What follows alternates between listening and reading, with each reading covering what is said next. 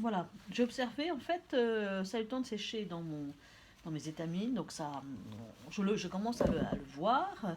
Alors, il y a un truc intéressant, vu la composition, c'est qu'on peut aussi mettre une ombre portée.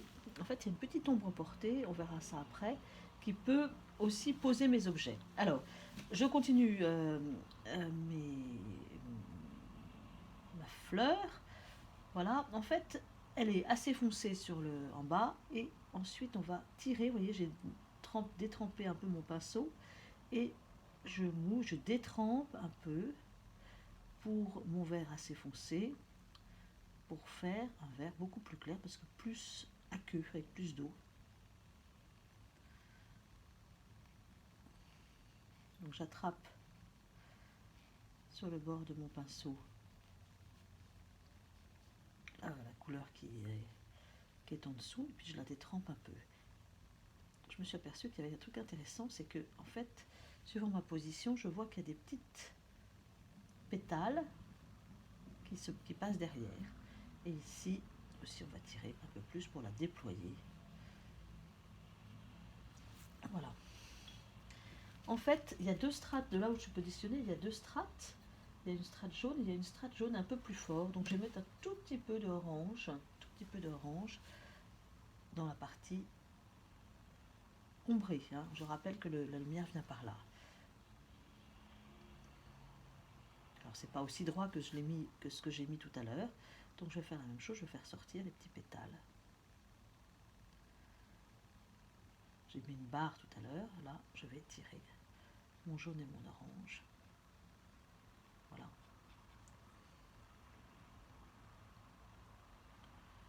Là c'est pas aussi droit aussi, ça fait la même chose.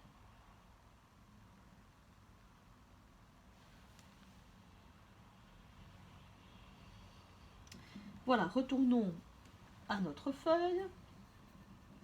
On va essayer de trouver un espèce de rouge bordeaux qui va être la nervure centrale.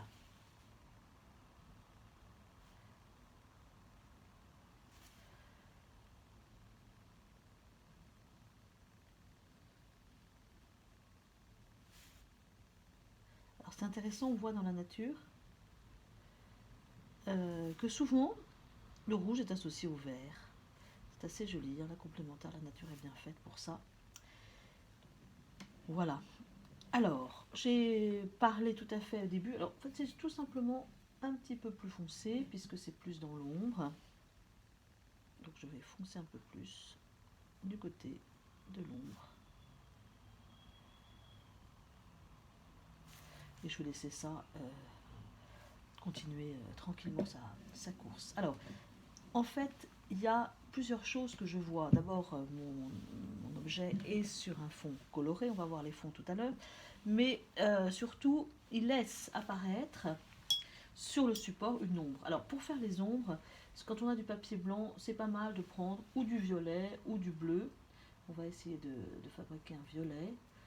Alors, pas trop fort, hein, plutôt qui tire vers le froid, parce que le blanc est une couleur très froide, et si on veut refroidir encore, on va mettre du bleu, qui est encore plus froid que le blanc. Donc on va faire une espèce de bleu violacé. Je ne sais pas si vous voyez la palette, je vais vous montrer la palette. Voilà, un bleu violacé. Hop, on va s'approcher. Voilà. Et pour montrer que l'objet est décollé du bord, je vais retracer la tige. Là, je vais retracer aussi la tige au sol. Un peu comme si elle se doublait. Pour le pissenlit aussi, on va creuser ici. Et on va faire une tige qui se décolle de l'objet. Pour la feuille, ce qui est assez amusant, c'est qu'il y a des endroits où il y en a moins et des endroits où la feuille se décolle. Donc il va y avoir plus d'ombre. Pour voir les ombres, il y a un petit truc, c'est que je plisse les yeux ou je cligne des yeux et je vois beaucoup mieux l'ombre et la lumière.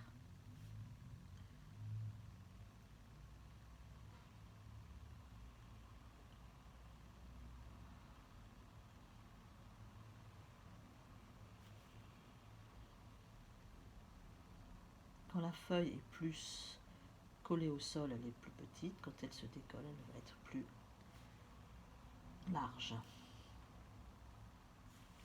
Alors, on arrive ici à notre petite sphère. C'est ça qui est génial, c'est qu'on va pouvoir aussi faire une ombre très légère au sol.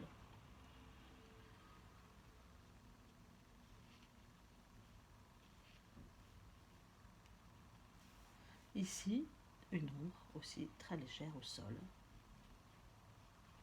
En fait, qui est intéressant, qui montre la position de l'objet par rapport au plan. On voit que mes pissenlits ne sont pas dans un vase. Comme vous voyez derrière, il y a un vase. Je ne sais pas si vous voyez un vase. Là, elles sont posées au sol. Donc en fait, elles projettent leur ombre sur le sol.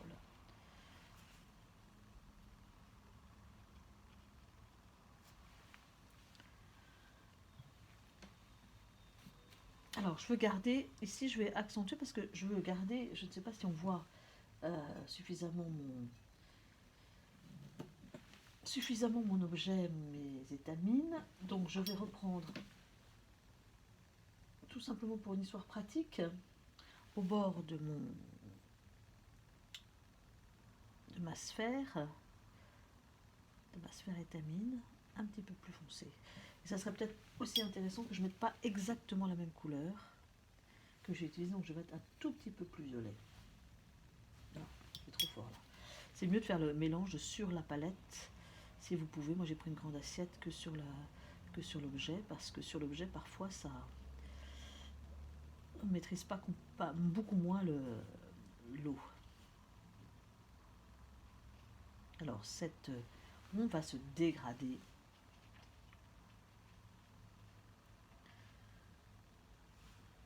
Ici c'est pareil, et comme j'ai mis une ombre un petit peu plus violette près de mes étamines, ben, je vais mettre aussi un petit peu plus violette près du pissenlit.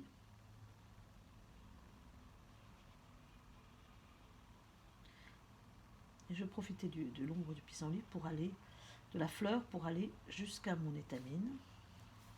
Ce que j'appelle mon étamine, c'est l'arrondi un peu neigeux, un peu ici. Pareil, on va mettre un petit peu plus de rouge.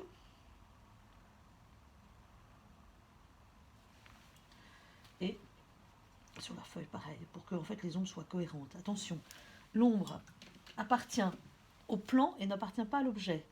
C'est-à-dire que si je suis sur un plan blanc, ben ça c'est la couleur de l'ombre du blanc, hein, c'est pas la couleur de l'objet. Là, il n'y a pas de jaune, hein, c'est l'ombre du plan. Voilà. Alors là, c'est plus précis, je ne vais pas diffuser, là je peux diffuser un petit peu plus. Ça m'intéresse pour laisser apparaître l'étamine. Voilà,